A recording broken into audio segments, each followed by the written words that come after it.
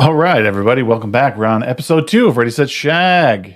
That's right. So if you guys are not familiar with this new show, I'm still working the kinks out of it, but we're sitting down with some of our favorite content creators in the community, people that I've known from my past, some new faces, and just trying to get to know them. And it's a good opportunity for people to sit down and just listen.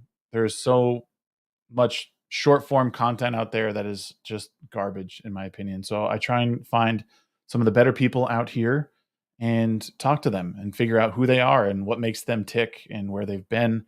My guest today is no stranger in the community. He's a really cool guy. I've been meaning to talk with him for a very long time and haven't even had him on my other show, but thought this was the perfect opportunity. He came by and delivered last minute. So everybody say hello to Mr. MADchismo.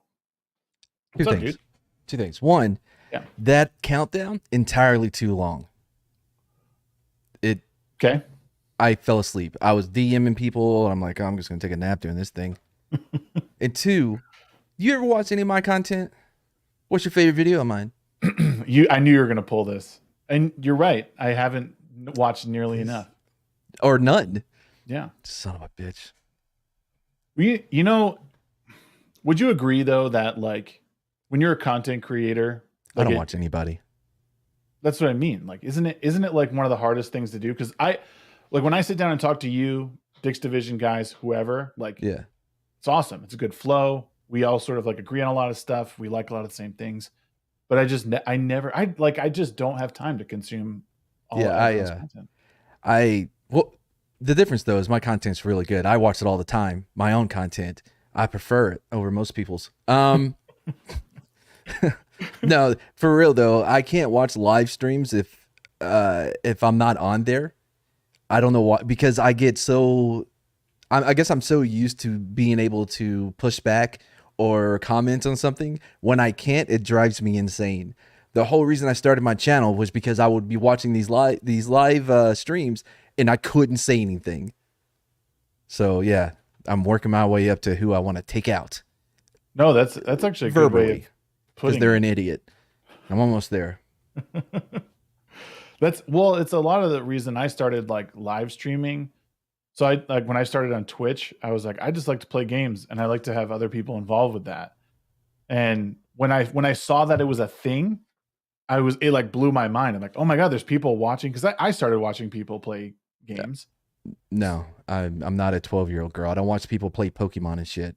Well, I didn't know. I wasn't watching people play Pokemon. No, I can't watch people play games, man. That's even worse for me. Do you I don't know why. Games? Yeah, of course I do. I'm playing Conan right now. Conan you ever Exiles? heard of it? Yeah, Conan Exiles. Yeah. Yeah, playing with Jane Theory and a few others. You know. You've been playing with them? I've been playing with Jane Theory and a few others. Nice. Not on their server. I liked it. I have it. I actually reinstalled it recently when I saw all those guys playing it. But I don't know what it is about that game. It just can't hold me like some other survival games. I don't know why. I don't know. I'm more of a sports guy with games. I buy Madden every year, even though I know I shouldn't, and I tell Oh, myself I'm not going to, but I end up doing it. Oh, it's almost become just a thing that I do just because I always do it. You know, a habit of buying Madden, even though I know it's garbage, but it's the only game in town.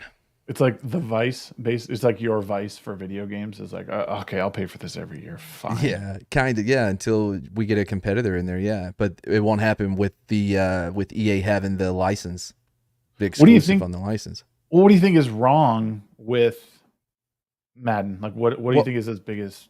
well, the biggest thing is that it has no competition. You know, back when it was competing with 2K, Right. they were pushing each other to be better, to innovate, Mhm. and you see it across the board. You know, you see it with the WWF or WWE, right? Once they won the Monday Night Wars, the quality of they just rested on their laurels. You know, they didn't have to try so hard because there is no one else. And it's the same thing with Madden. You Okay. know, Yeah. they still do not have some of the features that they had back on the original Xbox. It's not that they can't; they don't have refs on the field. Really? None. That's like attention to detail thing that would drive me Yeah, insane.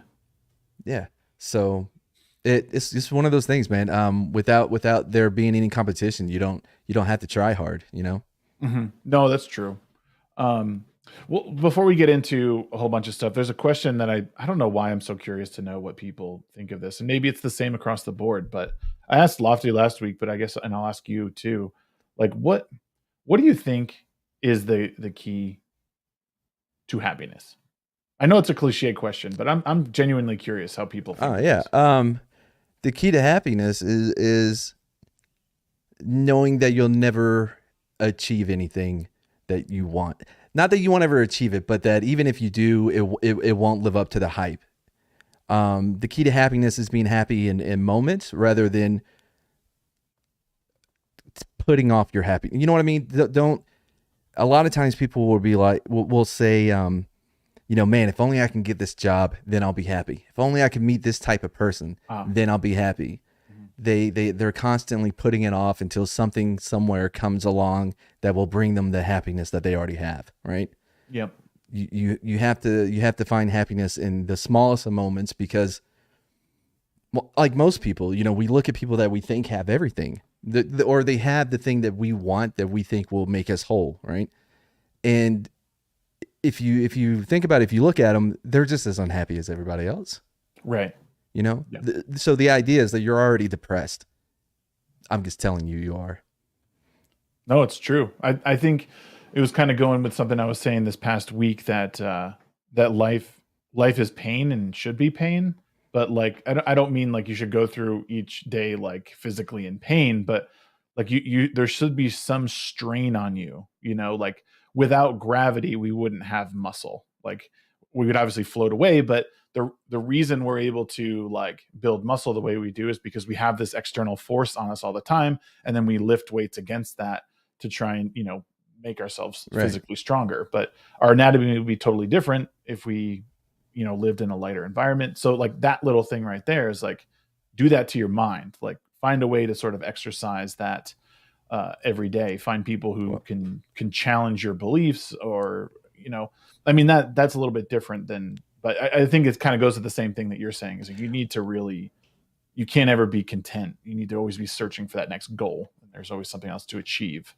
it could not be it could not be more opposite of what you said. Oh, No, it is not about waiting for that achievement to come. It's about finding happiness in the mundane, the boring, the everyday life is where it okay. is, right? Yeah, if you want to put it, if I don't know how deep you want me to go into this, but as far theologically speaking, what I mean is you have so I remember when I was a kid and I would be in church, there was this poster on the wall, right? And one of the kids, I don't know how old I was at the time, but it had you on one mountain on this side, and there was a big gap, a big valley, and then God on the other, and then here's Jesus, the cross, so you can cross over, right? Hmm. And it was symbolizing this hole that we all have that comes from original sin. If you look at the Latin, the root of sin is a lack, right? Okay. It's something that you're missing, All right. and we're all born with it. The first time the first time people have a realization of self is about a year old, somewhere around there. Is when something is taken from them and they finally realize, oh wait, I want that. That's mine. Give it back. Mm-hmm. Before that, you're just part of everything, right? Yeah. And we grow up with that. Now, I think the idea of Jesus, it's if you take your metaphorical cup to him to fill to make you whole, Yep. it would be him breaking it, freeing you from that desire or that thought that you needed to be filled in the first place. Okay. I like that. Right. It's so it's not as if I have 100 items in God, right? It's not that does God comes in my life and makes it 101 items, but it's that you don't see the light. The light is what allows you to see. So it's a lens through now you see the world. It changes how you interact with all objects, all things in the world, rather than it being just one more object to have. Do you think enough people think this way or have an idea of like how they can make their lives happy? Who the hell knows? I mean, even with that, you're going to be miserable. Are you kidding? There's no secret. Yeah. I don't know. It's beautifully simplistic and like sort of infinitely complex in how Of it course. is. Because we just, and I think that's the message that I've sort of gotten as my kids like get older. Like kids are like you watch them grow day to day. It's especially in those early years. They just figure things out so fast, and when it finally clicks, like as a parent, I watch it all. I watch the gears like sort of click into place with them, and sort of hit the ground like running. And like now, my son, when he talks to me, he's using his hands. Like he'll be like, and even something like that, where he's sort of like telling his story with his hands, Yeah. is like a such a beautiful moment, you know. And that's why when I see so many people like rabid on Twitter about XYZ issue, I think, did you look at your kids today? Did you like truly marvel at how beautiful the world is? Like, I don't think enough of us take the time, Well, even myself. Like I get caught up in the negative feedback loop. And even then without thinking it though, you're talking about the exact same thing I was saying. yeah. Is taking those moments in the day to look at the kids, or look at your life or whatever, and that's where your happiness is, right? Mhm. It's there's this not a parable. I wouldn't say it's a parable, but it's about this guy who's fishing, right? And this businessman comes by, and it's noon. The business guy, he's on his way to lunch, right? And the fisherman, he's done. He's taking his fish to the market to sell, and the businessman stops him and goes, "Hey, what are you doing?" "I'm going to sell my fish." "But it's in the middle of the day. What? You're not going to work anymore?" "No, I'm going to go to the beach with my wife and my kids. We're going to drink wine, meet strangers." And the business guy's like, if you were to keep working through the day, eventually you could, save up enough money to get better gear." "Well, why would I want to do that?" "Well, because if you have better gear, you'll make more money. Then you can hire people, and then you could get a boat, and then you could have people on the boat, and you could go." "Why?" "Because then when you retire, you could go to the beach with your kid and your wife and drink wine and meet strangers." I feel like you're attacking me right now.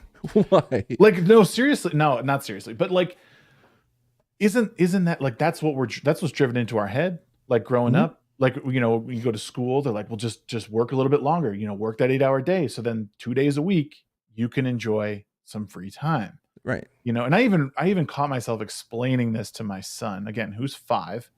He's asking like, why is there only 2 days on the weekend and why is there 5 days for working? I'm just like, shit.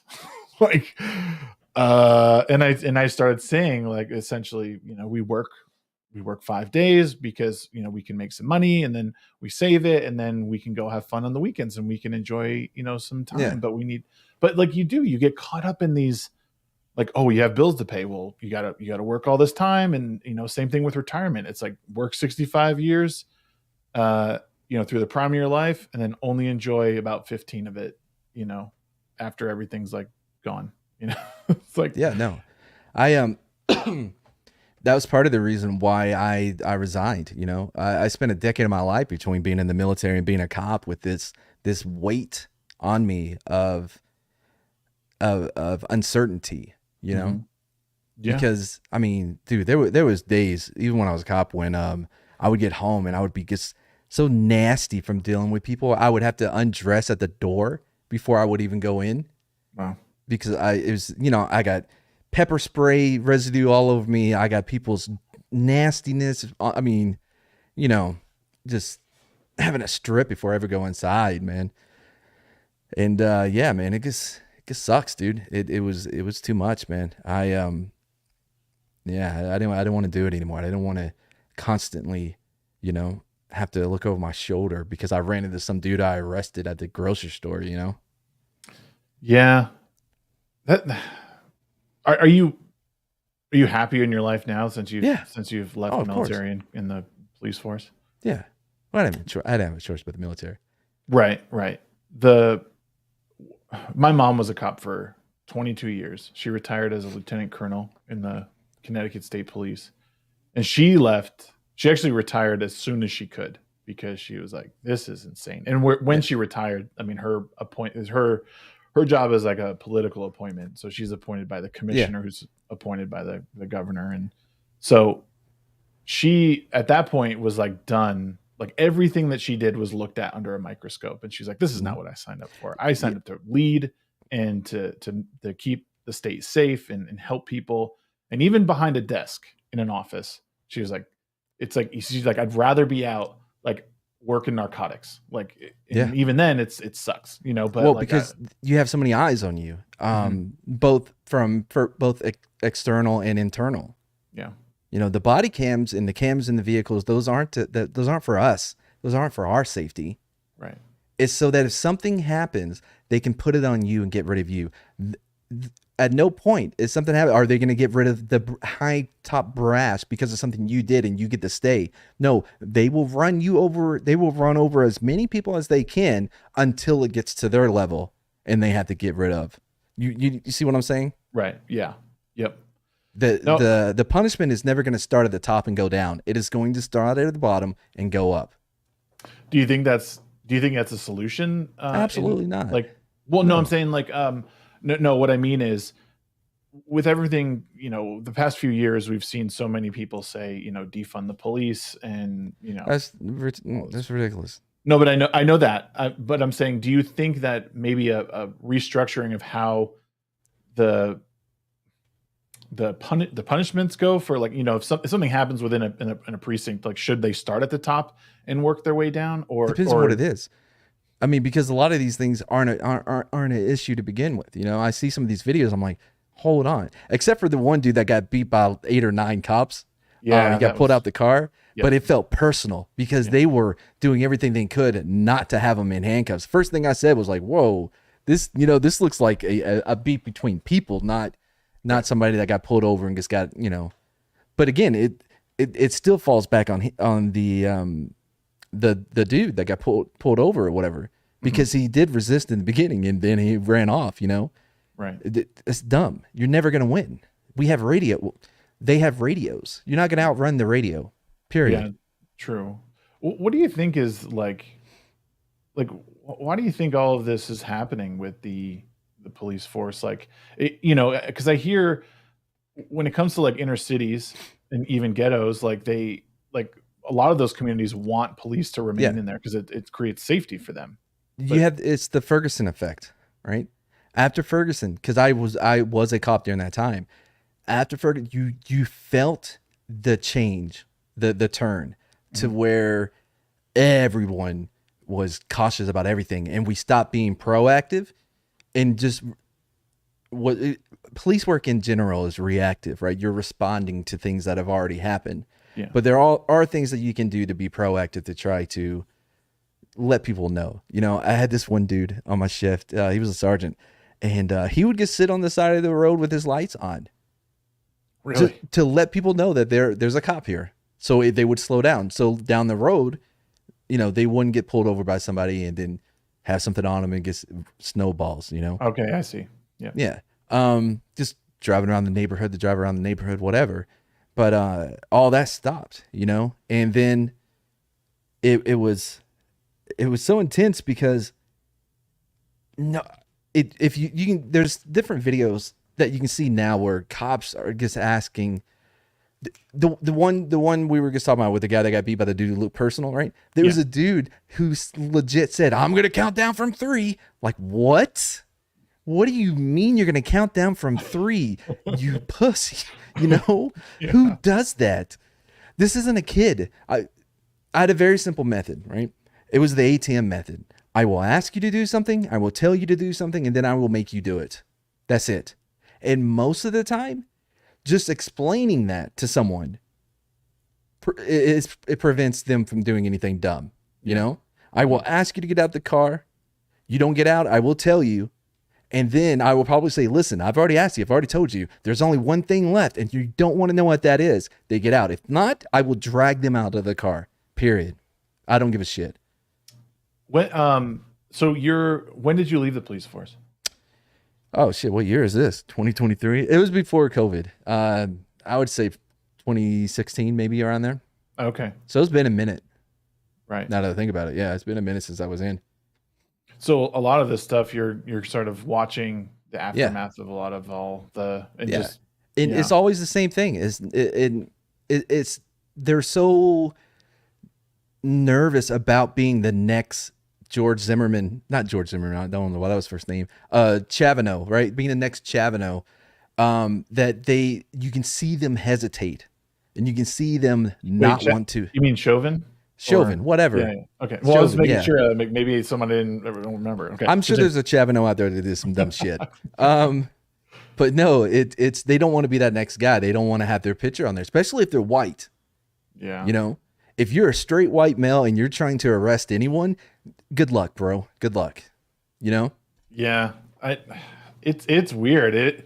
It's funny because I watch a lot of YouTube stuff, and a lot of it's surrounding like the race debate and police and stuff like that. Because I mean, with the police, I've been involved with that community my whole life. Like my mom, we used to go to the barracks where she worked. You know, when she was a trooper, sergeant. You know, all that. I've been to everywhere, and so I've known people, and for the most part, the people that I ran into were good people. They were normal, everyday folks just trying to make a living or a paycheck, you know? The idea of a cop being dirty is so outside of my thinking, because if a cop, all right, listen, you're putting so much on the line for this little bit of a gain that's temporary, you know? Most cops have people that depend on them, whether it be a family or whatever, even their own daily life, they have to fund. Yeah. So it's not only them that is going to risk all of that for this little gain, whatever it may be, right? But then everyone around him, because he's not going to be out there alone, are going to put their lives, their shit on the line for this dirt, you know, to be dirty. No one's going to do that. No one's going to risk that much. They're going to be turned to him. And it's the same thing. Oh, he beat that code. No, they're not going to let that happen. You're not going to let someone, you know. It always struck me that, I think I've thought along similar lines where this can't be there can't be all of these cops that are like, you know, these racist, or career racists, like they're out looking to murder people. Like, to me, it seems more like this guy really messed up in the moment. And now he's obviously going to pay for it, you know? And I don't know. And I think I don't necessarily agree with everything the police does and how strict they are. It seems like they're way more like locking down on things nowadays than they have in the past. Like, I feel like when I was young, I have to introduce you to Portland and Seattle. What's that? I had to introduce you to Portland and Seattle, where the cops don't lock shit down. Oh, really? New York, same thing. California, no. They do everything they can not to be involved. They're told specifically, don't get involved. Well, is that a new thing? That's what I'm saying. Is that? Oh, yeah. Okay. Like post, is that like a BLM thing or? Yeah. Yeah. I think the whole George thing heightened the Ferguson effect that was already happening. Yeah. And they never. I don't want to say. If they show force, it would have stopped a lot of this. You know, if they would have stood their ground, but they didn't because of the way it would look. Not for the individual officers, but then you have all the high brass that like, ooh, you know, this is national news or international news. This is going to affect me and mine if I don't tell them, hey, you know, just let them beat on you a little bit, you know? Yeah. I worry. Sometimes I worry that we've like reached a tipping point with how we treat, you know, law enforcement, and because I Who the think it's hell going wants to to be be a cop at this point? well, yeah, that's what I mean. It's like, you know, that I think they're a necessary part of society. I know people like, you know, I have people in my community who absolutely despise, you know, police and everything. And I'm just Well, like, I they're get it idiots. if you have bad run-ins with them, but I have to say, because when I watch some of these videos, like they're not helping the situation. You know, I got pulled over like 2 months ago because I was driving too fast. Took my stuff out, handed my shit over. The lady was super nice. And I didn't have my insurance with me. Yeah, get that off the registration. Yeah, now you can do all that. So Yeah. so she was super nice, and she wanted to make, you know, she waited for me to actually get it. My wife had it. She took a picture of it and sent it to me. But at the end of it all, she was like, "Oh, you know, you really got to slow down. Like, just you know, figure this Right. out. Have this on you. You know, it's just better to have it on you." And I'm like, "Okay, thank you." And it was just like, and I think of all these people who are like just they crack their window this much, and they're like, "Oh, I don't need to put the window down anymore." It's like, well, could you just be like a genuinely? Can you just talk to me like a normal person? Like, you don't need to talk to me through 1 inch of open window. You know, it seems like they're poking the line at that point. Absolutely. Look, They're wanting something to happen. Let me tell you here, and this is advice for anybody watching. This is what I do when I get pulled over. All right. I roll down all of my windows. All of them. I turn on the light inside, right? The dome light. I will have my insurance in one hand, my license in the other, both hands on top of the wheel with my head down. Shit, I did that in uniform. I got pulled over. I was going like 90. I had this Audi A5. Anyway, and I got pulled over, and the cop comes up and goes, "What the fuck are you doing?" Because I'm in the uniform. I'm like, "I'm trying not to get shot. I don't know you." yeah, Now, he just let me go, obviously, but right, you know what I mean? yeah. No, it's dumb. Dumb. You poke the bear, you're going to get, you know, Well, is it? But bear here's bees. the flip side to that, though. Is relinquishing that control to to a cop, like, is that not relinquishing the control, but is that like is that does it become, if you have nothing to hide, then like what's the problem, you know? Because that's something that people say, like that's how we get these weird oversteps with like hate speech laws and stuff like that. It was like, well, if you have nothing nice to say, don't say it at all. Well, no, I'm not saying. And then if the cops ask you if he can search your car, you just let him. I'm not saying that. That's entirely different. Okay. You know, when you're being pulled over, you're already going to have this interaction with the cop. You might as well not get shot over it. That's all I'm saying. Yeah. You Yeah, know? it's always weird to me when you see these videos of people purposely escalating a situation with a police officer, whether or not you think you're right or wrong. It's like if you get pulled over, you're not really sure why. It's like, I feel like chances are it's Yeah. because you were speeding or maybe headlights out. Like, if you have to engage them like that, there's obviously something you know about that's probably worse. I have a great story for this, right? Okay. I work nights. One night, it's like 2:30, 3 in the morning or whatever. I was watching it was in the middle of the week. It wasn't a weekend or anything, right? So it was kind of slow. So I'm watching something on Netflix on my tablet in my car, right? I have two radios. You know, I have my MDT. If they need me, they can get a hold of me. Anyway, but every so often you need to go around and you need to talk on the radio so people know you're not asleep and you're alive. So I go out and I see a vehicle. It goes on the wrong way of the street, turns around, and what I'm thinking is they're either drunk or they're lost. And then they rolled a stop sign, so I went and got them. And my plan was simple. I didn't have tickets. I don't write tickets. That's not what I do. I'm not looking for shit like that. Right. But if they're drunk, I'll do my thing. If they're lost, I'll give them direction. Right? So I pull them over. I'm behind the vehicle the whole time. Pull them over. I get to the driver's side window. I'm like, good morning. I'm Officer Mad Mardigan. because that's my name. That's what I went by. Let me see your license, insurance, whatever. And then immediately she goes, this is some motherfucking bullshit. I was like, oh, please continue. This sounds way more interesting than my little thing I was doing. And she goes, this is the second motherfucking time I've been pulled over today by you motherfuckers. And it's only because I'm fucking black. Right? Oh, man. I went, ma'am, it's 3:00 in the morning. I was behind you and you have tinted windows. I didn't know if there was a purple fucking elephant in this car, let alone the color of your skin. Now, let me see your license and your insurance. Still didn't write her a ticket. I didn't have tickets to write her, but I didn't even write her a ticket. Mm-hmm. The next day, I get to work. I'd get to work 8:30 at night, and I saw that our patrol captain, I saw his vehicle there, which means it can only mean a couple of things. One, somebody did something stupid on swing shift, the shift before us, or he's there waiting to talk to one of us. And we're like, oh shit, what happened? And we walked in and he goes, Mardigan, get him off. I was like, fucking purple elephant. I knew what it was. I knew exactly what it was, And I go in there and I'm like, hey, Captain D, what's going on, man? Black guy, right? Behind him is a picture of him in Japan in a gi with a giant afro. He was all about the karate chop to the neck. That was his big advice. Just chop him in the neck. Anyway, I'm like, hey, Captain D, what's up, man? What's going on? He goes, well, a lady came in to make a complaint about you. I'm like, oh, man. I'm like, I have no idea what it could be about, right? And so he reads, what she said or whatever.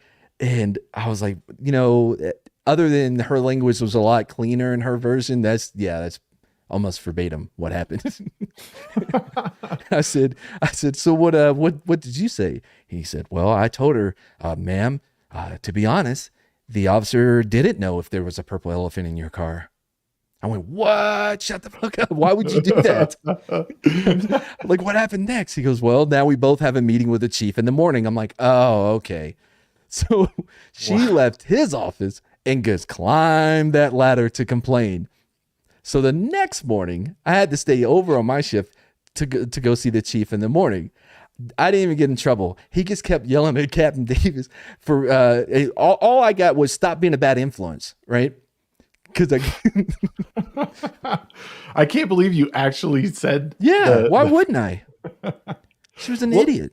Well, I think more people need to bring a little more humor into their job, especially that, because I think for the most part, and I don't know, you can probably attest to this. I feel like a lot of the interactions you have are halfway decent. People are just like, oh shit, I was speeding, I ran through the stop sign, but you get those people who are drunk, out of sorts. They don't like cops because of whatever reason, and they're immediately on the defensive. I'm sure, especially in today's climate, and even while you were a cop, that you have to be even more aware, because you're trying to do a job, you're trying to protect and serve. Someone rolls through a stop sign in the middle of the night. You don't know who could have been walking. Grandma could have been coming home from late night shopping run. Just, boom, done. And you're just there to make sure. Hey, and your approach to it is, if they're lost, I'm going to give them directions. If they're drunk, whatever, you can take them in or whatever.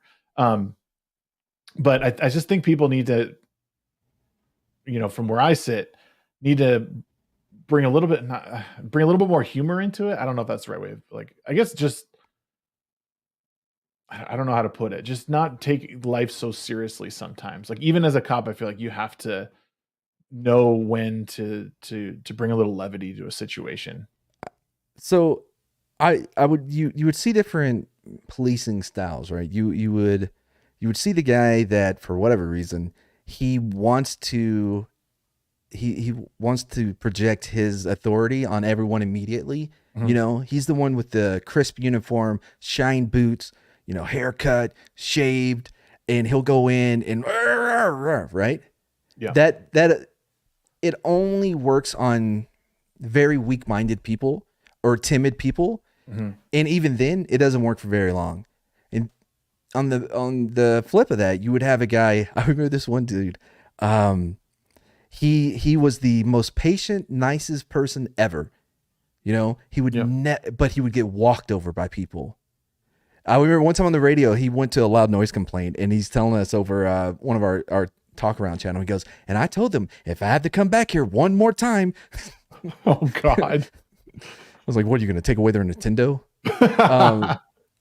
Anyway, but so that's him, right? Mine was more of I was really good at my job, which allowed me more leeway than most. You know, I used to refer to myself as the QB1, the starting quarterback, right? So I could do things. I remember I was late one night and I walk in and I would never be fully dressed. You know, I have my vest and my shirt hanging over, my boots aren't tied. And this sergeant from day shift was on our shift that night doing overtime. And he does the, the clicking on the watch. And I went, oh, QB1. And then I just kept doing my thing. And he's like, what are you talking about? So I explained it to him. Like, look, I get to do what I do, you know, because I'm good at what I'm doing. And I had to because I have a smart mouth and I have a problem with authority, which is weird because I've been in these positions where there's so much authority over me, but I had no problem, telling people something if I thought it was wrong. But to do that though, I had to make sure I was right about everything. I think more people could benefit from that mindset. But I think it's also like, if you don't just have it, like you seem like a person who just naturally has that like in them. I think it's definitely a learned skill that most people just like, they can't get, or they never fully master. And it's funny because you seem like the perfect person to be a cop, like just like hearing your stories, how you carried yourself. So it's kind of sad that you hung it up and you were like, I can't do this anymore. There was a few things. I was having problems with my hands too, because on the skin graft with around the elbow thing, it messed up some of the nerves and I would lose feeling in my hands. I couldn't even open a bottle at night. I mean, sometimes, Okay. So yeah, there was a few factors, but just dealing with the political side of I almost became a Freemason or a Mason, because they're deep in police and military. Masons are deep in there and they look after each other. I always became a Mason just to have that in with people. Yeah. Because I needed protection because I am a mouthy motherfucker. Which I remember our the highest of high guys, right? I was in training. I not in training. There was a day of training, right? You had to do annual training anyway. And they moved us. We were in the big conference room, right, with all the mics and all the seats and everything. And because the director wanted to have this meeting with everybody, so we got kicked out.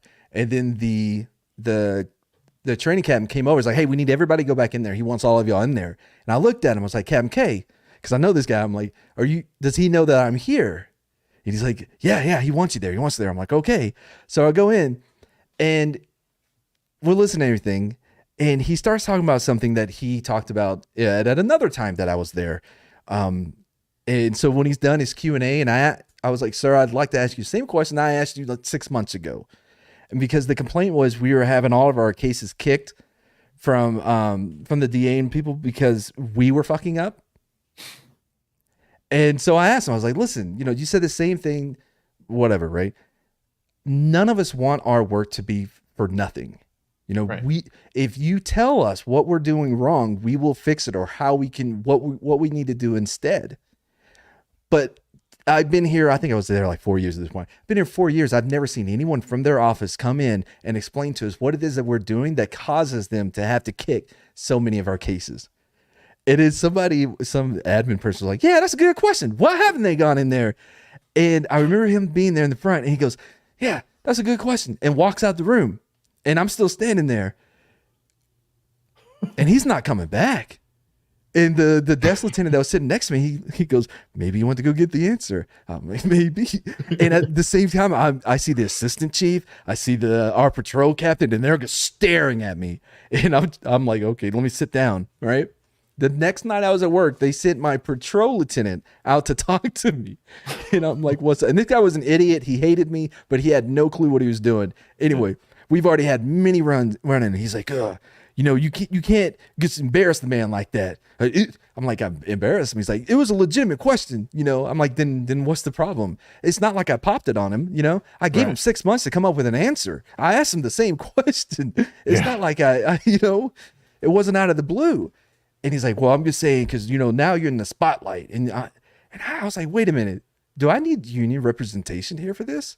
Because it sounds as though you're saying that there could be, that they could be coming after me because of what happened. I'm not saying, don't put words in my mouth. I'm like, these are your words. I'm just saying them back to you. Right. Oh man. But yeah, what do you think they is? didn't care for me. Do you think in another life you'd still be a cop, or was there too much like external stuff?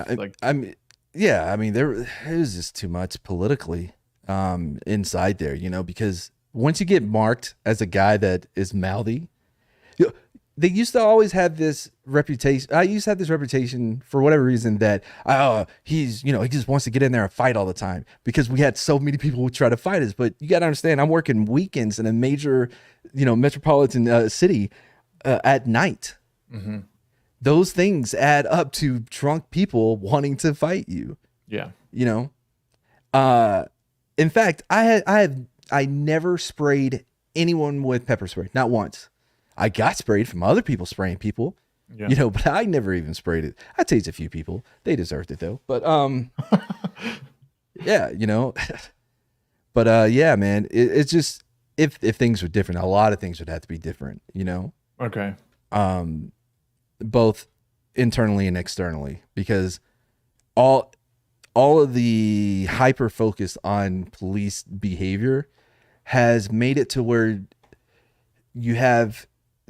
they retreat into each other, right? So now you have the cops like, look, everybody is out to get us. It's us against the world. Yeah. Rather than us for the community. It is us against the world. Everybody's after us. Yeah. So that makes them hard. And that makes them not want to help. And they lose that ability to be empathetic or to sympathize with other people when they're in situations that are bad, right? Yeah. It's don't care, doing it by the numbers.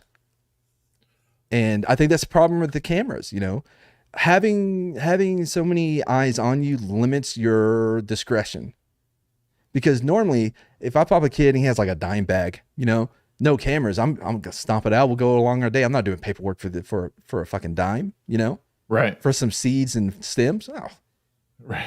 But all those eyes on you though, you kind of gotta do something. Yeah. Yeah. I was wondering, like, I was thinking today just about how much like gaming has changed. Like there was something, I played Destiny 2. So someone like sent some like DMs of some, I don't know if it was a big creator that they were mouthing off in like a DM to someone, like just talking shit, I guess. But we used to be able to do that.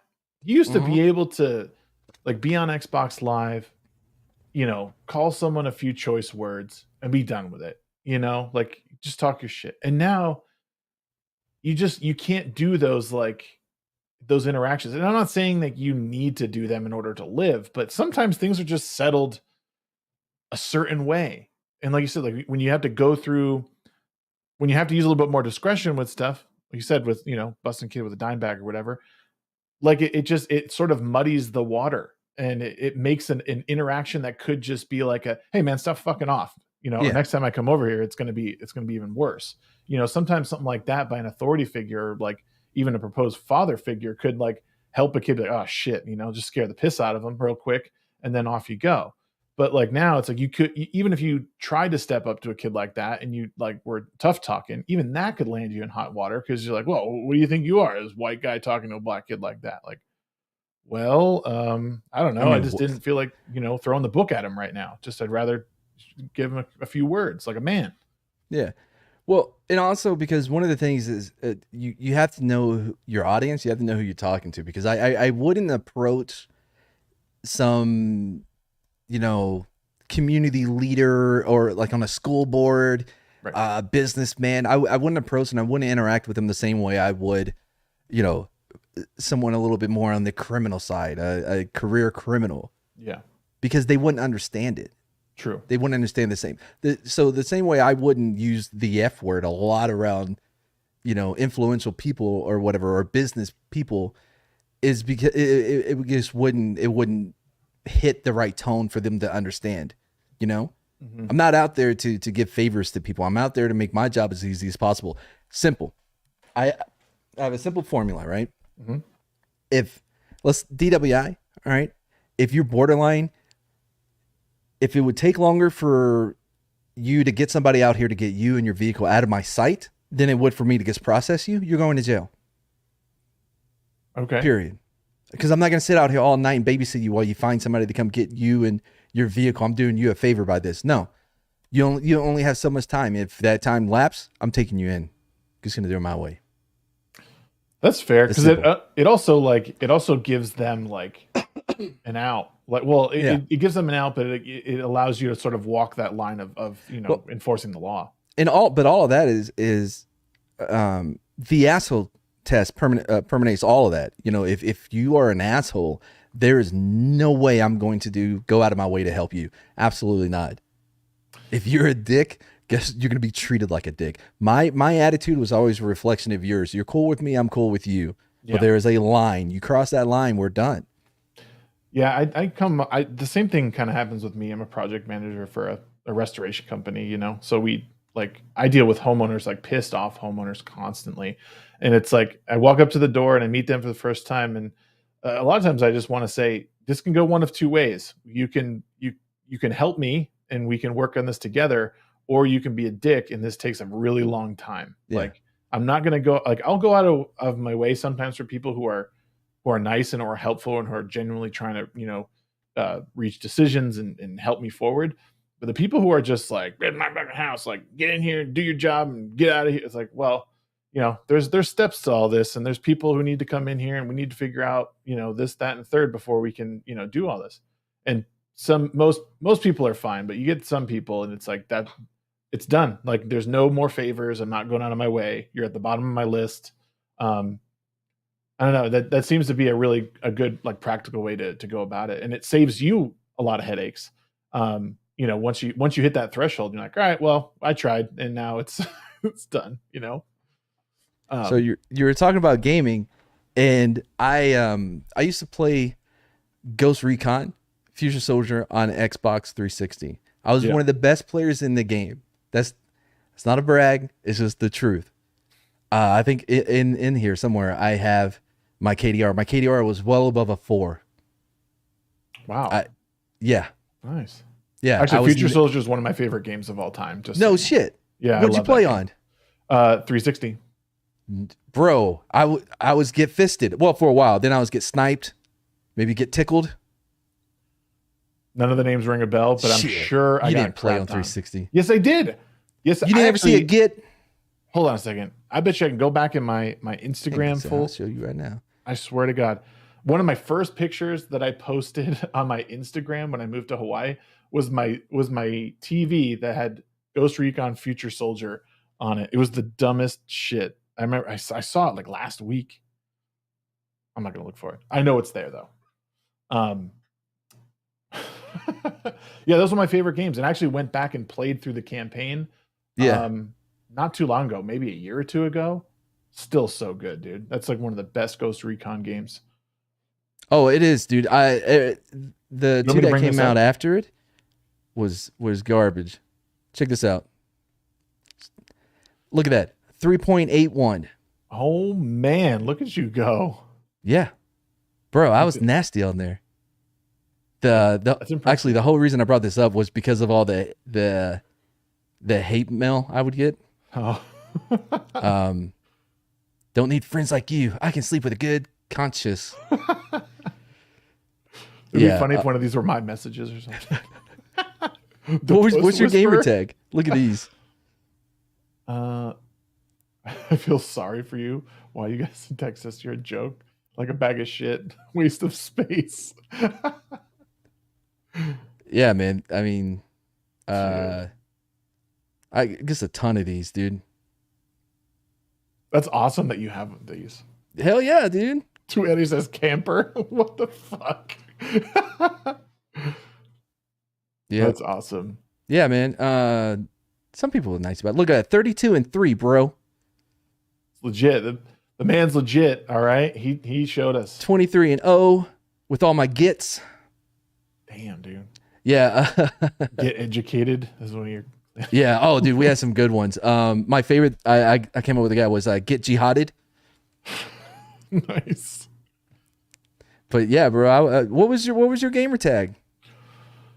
Um, well, it's still. I guess I could just say it because my name's everywhere. It was just my name, basically. It was. Actually, I don't really want to share it because I don't Okay, really that's share my fine. name all the That's time. fine. Who'd you roll with on 360? Because I gotta know. Who'd you No roll one. with? No, no. I mean, they're mostly my in real life friends because I didn't like. I wasn't a hardcore online gamer Yeah. Oh, until okay. probably it was until the Xbox One era, and Yeah. and at that point I pretty much had a PC that I was rocking on.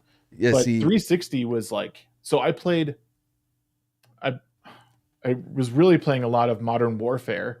Well, Call of Duty 2 and Modern Warfare were like the ones I played the most of, and Call of I Duty hate Modern first Warfare 2. person. What's that? I hate first person shooters, man. It's like you have a camera uh in your mouth. Yeah.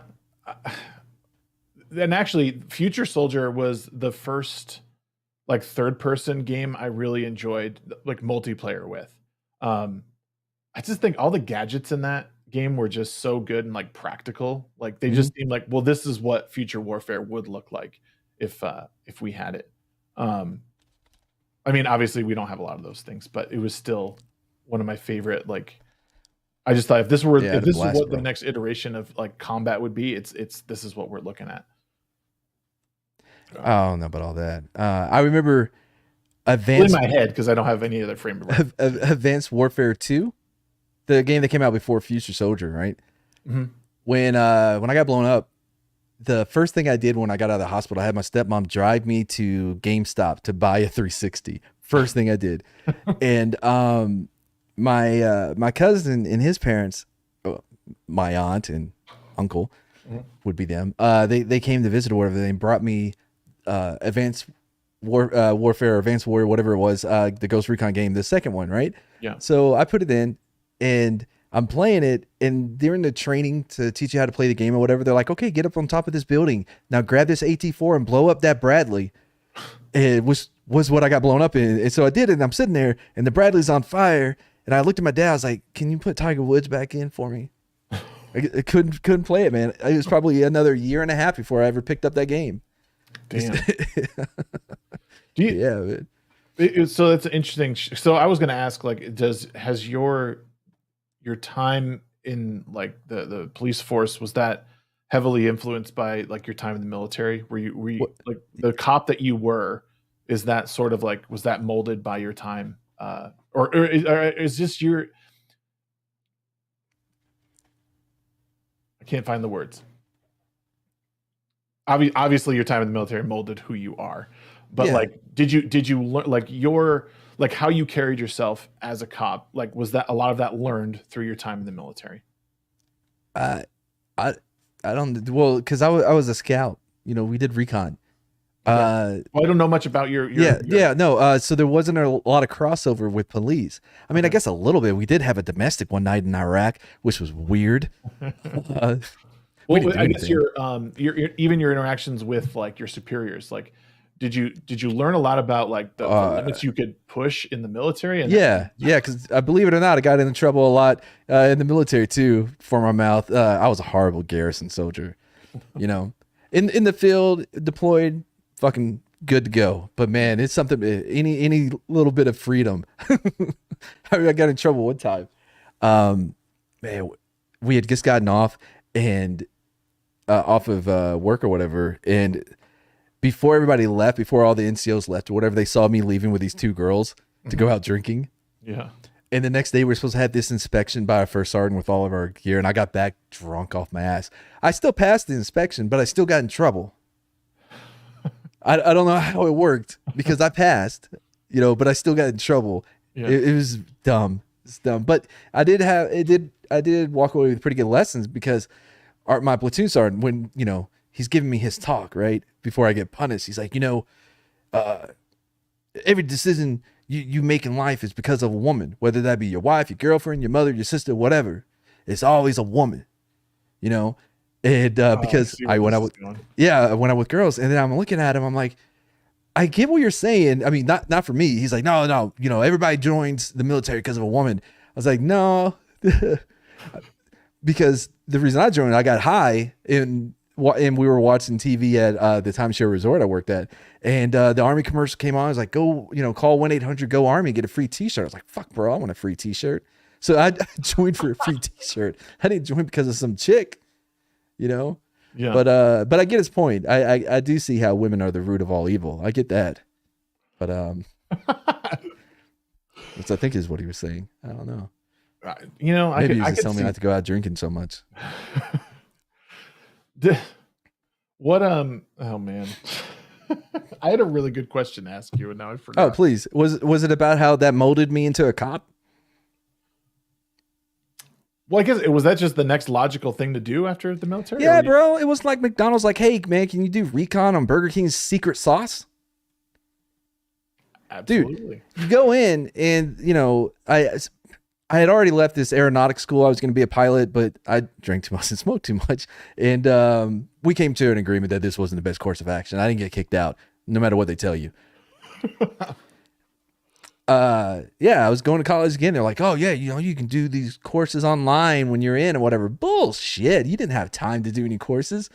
So I didn't have a lot of choice. And I guess ran into a dude from the police department or whatever, and he dug me, and I got in. And I was lucky to get to the academy in the fall, so the heat wouldn't be an issue, and I was able to get through there and put on nights, all that good stuff.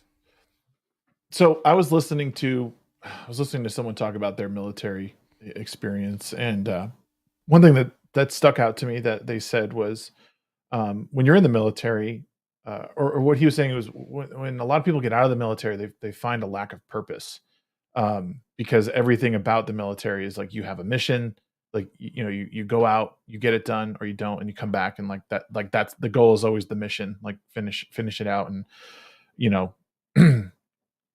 so like a lot of people when they leave, that's a big thing missing from their life is they no longer have like a mission to go on, or they don't know how to navigate that. Do you find that like maybe that was a reason that, because you said you had said something about how when you're out on recon or whatever, you're in it and you did what you're supposed to do, but outside of that you're just kind of like fuck it, so well, I mean, I would say I was like fuck it.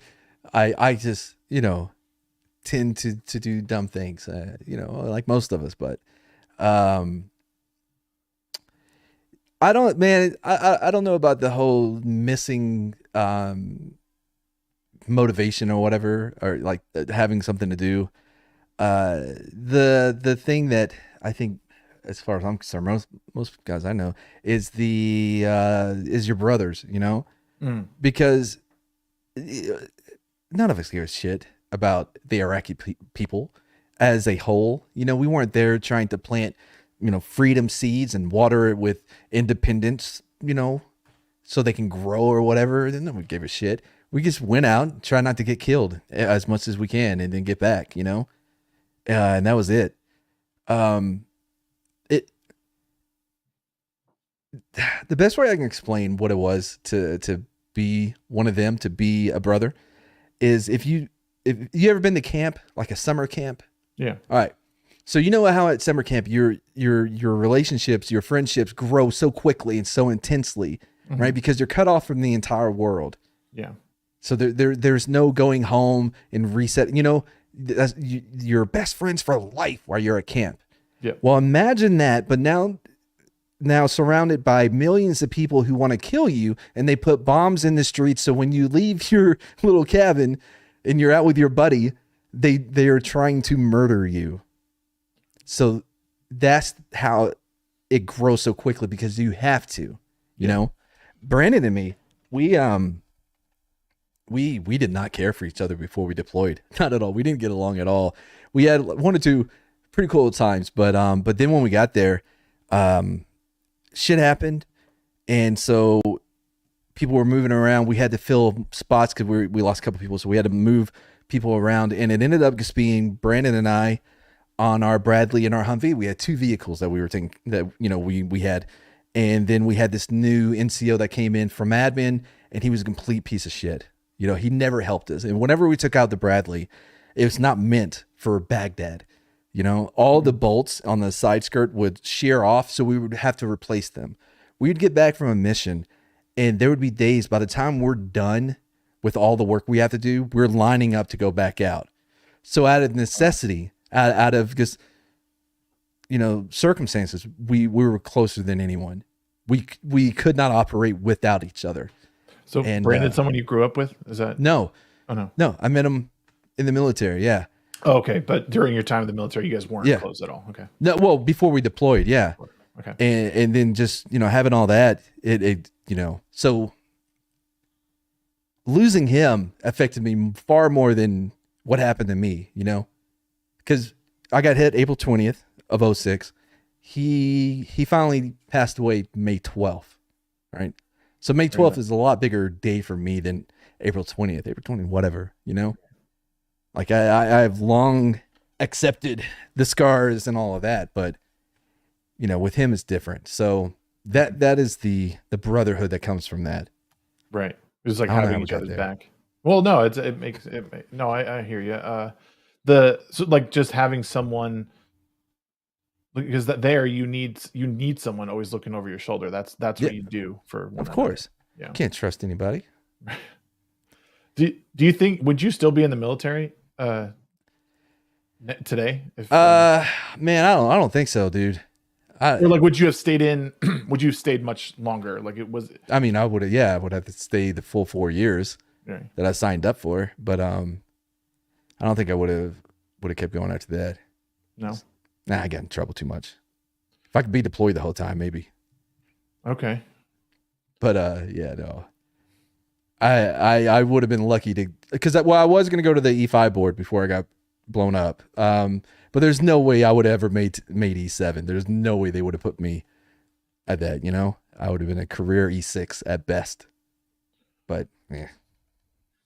Were you like, was your time in the military, was it a happy time for you, like as a like growing? I mean, I know being in war zone's not necessarily a happy thing, but I'm saying for you personally, like what you needed in your life, was it good for you? Yeah, of course. I mean, everything's good for you in one Well, way or not another. everything. Name something. Dr. Cancer Pepper, doesn't count. horrible for you. Cancer doesn't count. No, like it's like Coca-Cola. It's horrible for you. Yeah, but what if you got an experience out of that? Okay, that blew up quickly. No, yeah. Listen. There were some of the happiest times even deployed, because again, think about it. Everything means more when it could be your last moment, and being there, you kind of have to accept that every turn may be your last. You know, every time you go outside that wire, it's a split second and you're done. Right. Forever.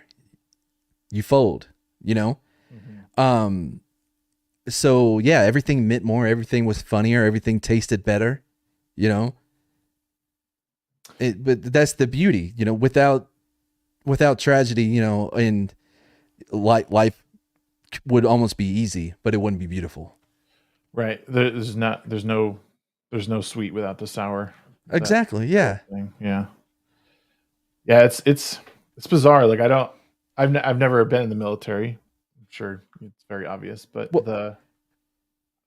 if I can touch on one thing, because you were saying, was it good for me? And I'll say this, right? You can be who you are without all the good times, but never could you be you without the tragedies and all of the bad situations that you've gone through, because that's where your growth actually happens, right? It's the idea of, if you banish the dragon, you banish our hero, because you have to have a dragon to have a hero, right? To have growth, you have to have things happen.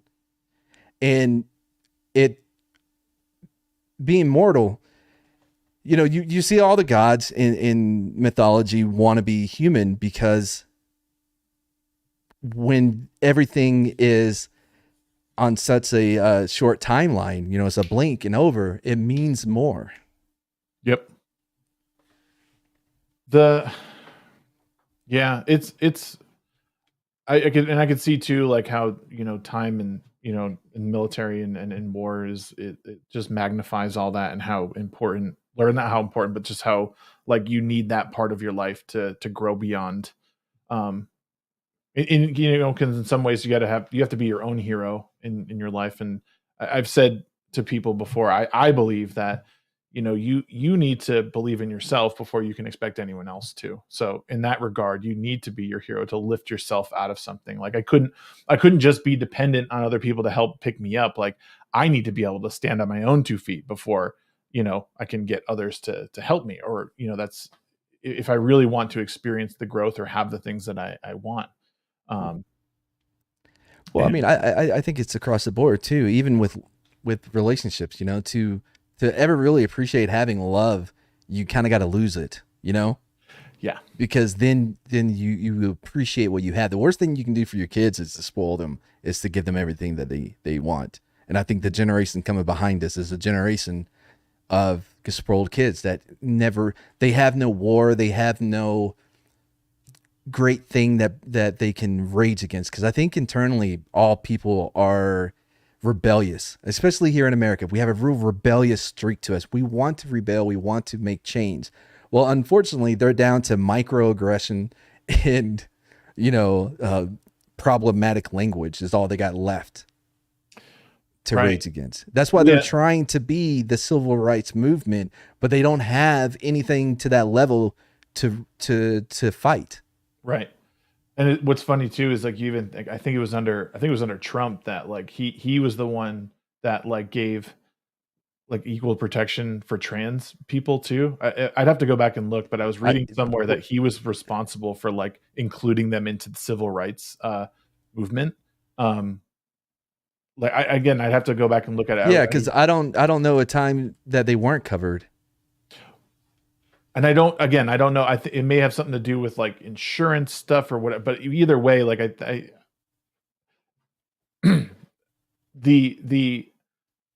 the manufactured issues that we're having, where it's like we've gone through this in the 60s. Like we crossed this bridge, and now we're just trying to make up an issue.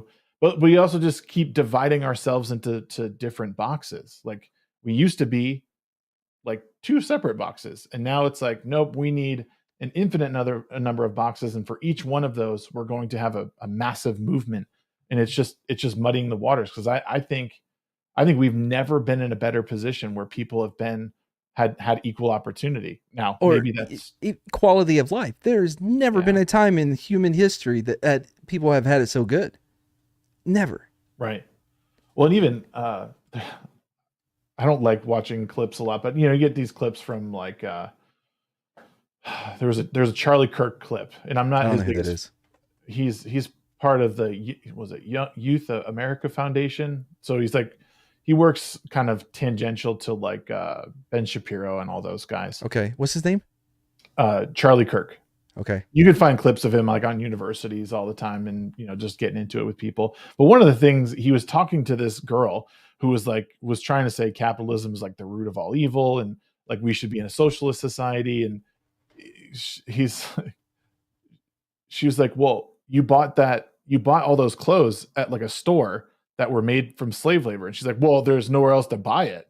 And she's like, why don't you make it yourself then? Like, why are you exploiting someone else's labor? But there's never like a explanation for it. It's just well, I couldn't do that. I don't know. It's like, well, then go out and figure it out. Like, the Yeah. technology has moved us so far forward in a lot of great ways, but it's made us forget how we've had to work for things to innovate and provide for ourselves. It's one of the goals I have for mainly for next year. But my wife and I are going to build a greenhouse out of the back of our porch. We're going to cover it all, and then part of it's going to be greenhouse, and we're going to start growing some of our own food, because I just want to know how to do it. Because I mean, I know there's a skill involved with, it's not just planting a seed and letting it grow. Like there's steps to it, and I don't want to always be dependent on everyone else, and I just want to have the know-how.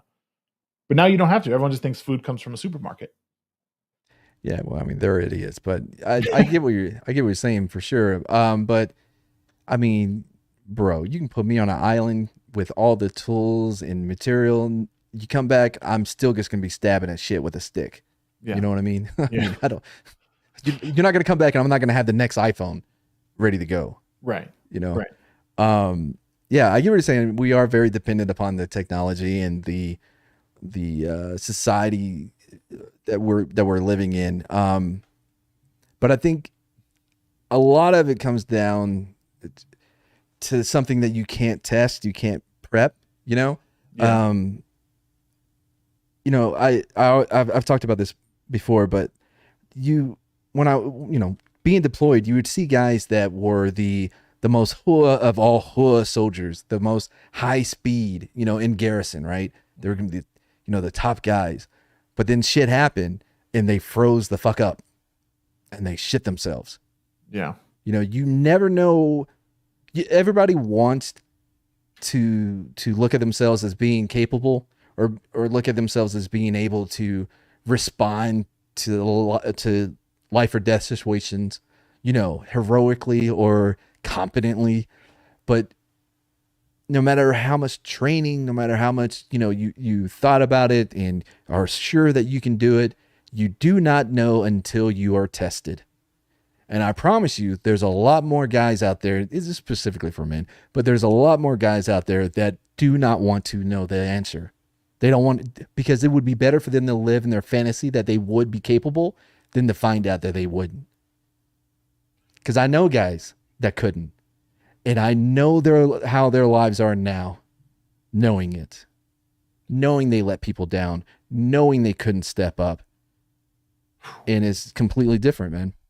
Do you think that's that seems to me like a big problem that we're facing today is that people just they don't want to confront the reality that, well, one, that maybe they're actually living in a really good place, that they don't need to manufacture their problems and that they could be really happy and, like you said, living in the moment, Yeah. like, no, you don't have to fight every single problem that comes across your desk. You don't have to send boatloads of money to Ukraine. There's actually a lot of cool stuff that you could probably send money to in your community that would benefit and enrich your life now. And I think people have a really hard time facing that, which is weird because you would think that most people would be more focused on something like that. It just seems strange that we're in the place we're in today, that no one really appreciates how good we have it. Well, I think you're right, but there was this book I read. It was called Wild at Heart. This about this Christian, right?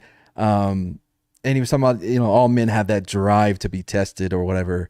And he's an idiot.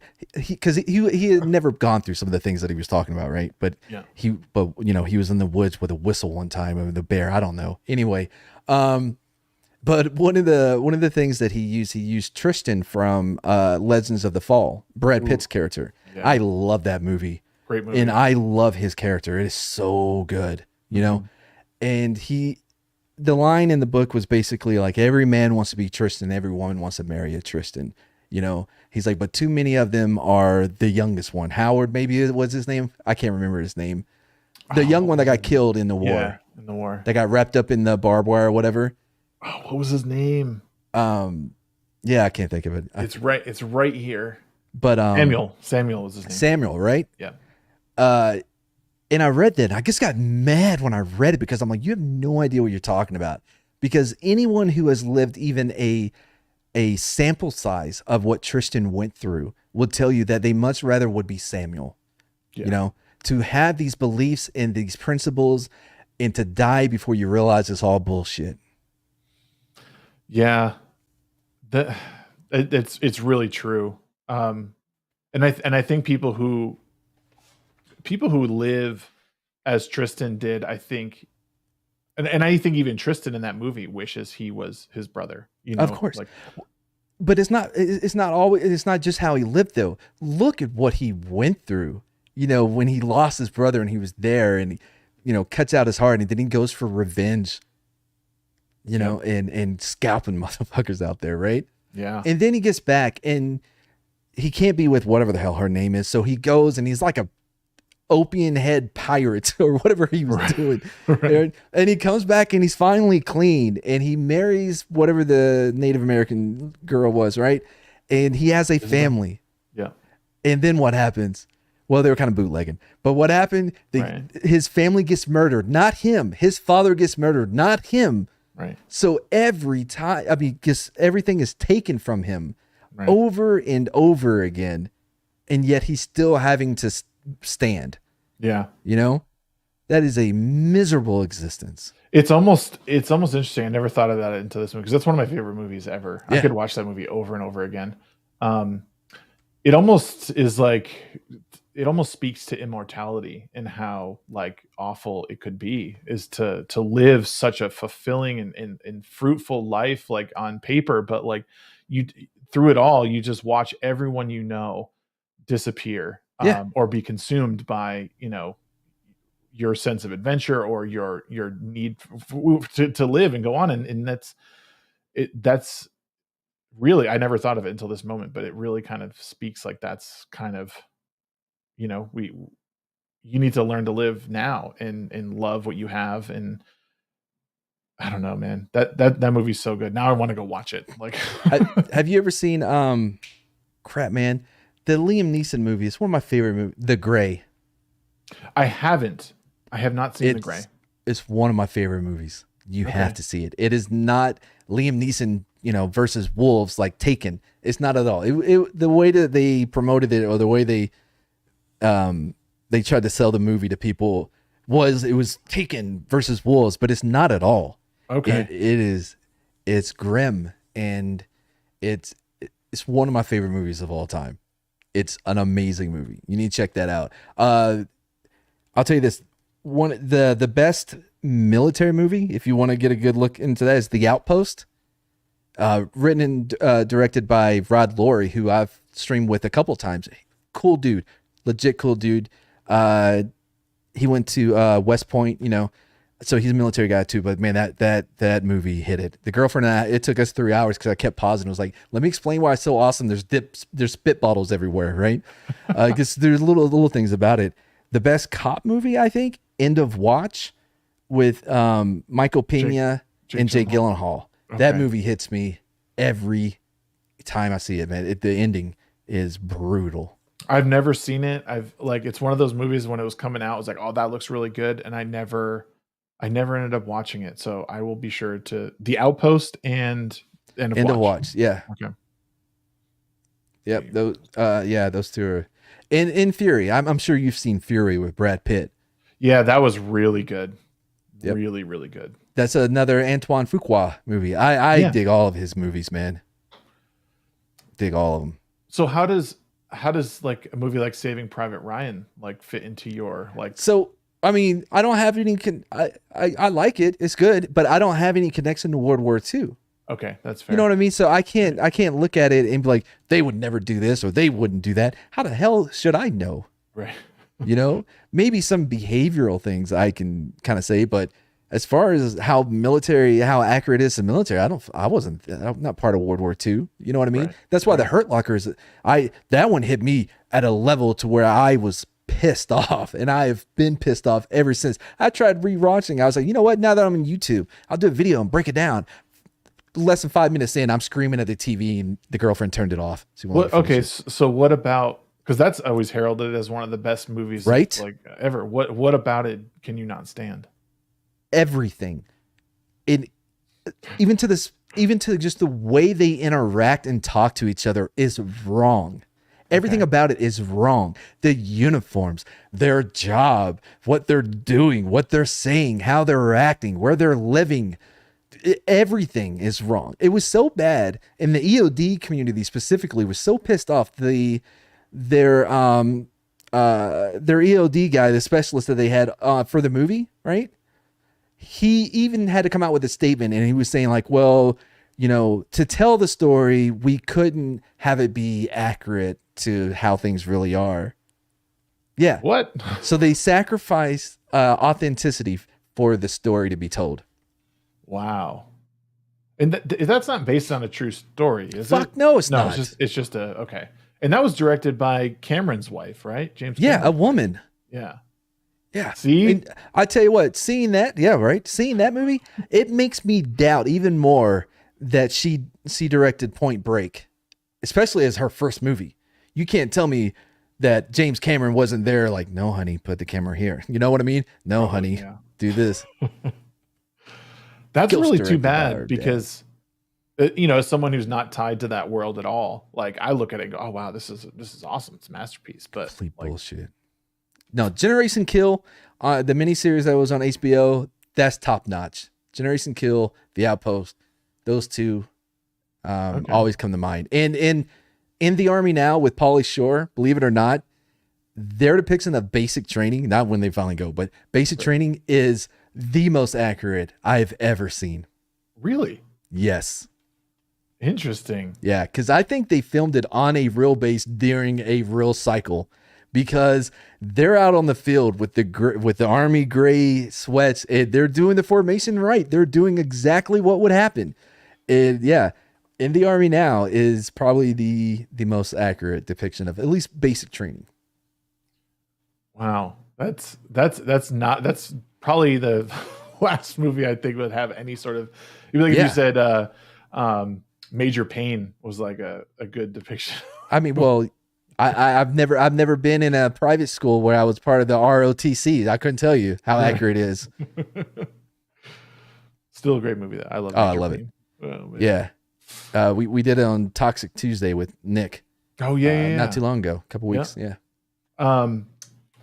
So 2006 is when you had to leave the military, right? Yeah. And then how long until you joined the force after that?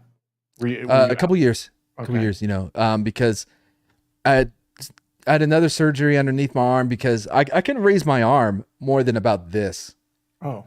Because of the burns underneath, and because when we got hit, my shoulder was dislocated, but then when I hit the other side, it kind of popped halfway back in, but nobody noticed until I couldn't lift it, man.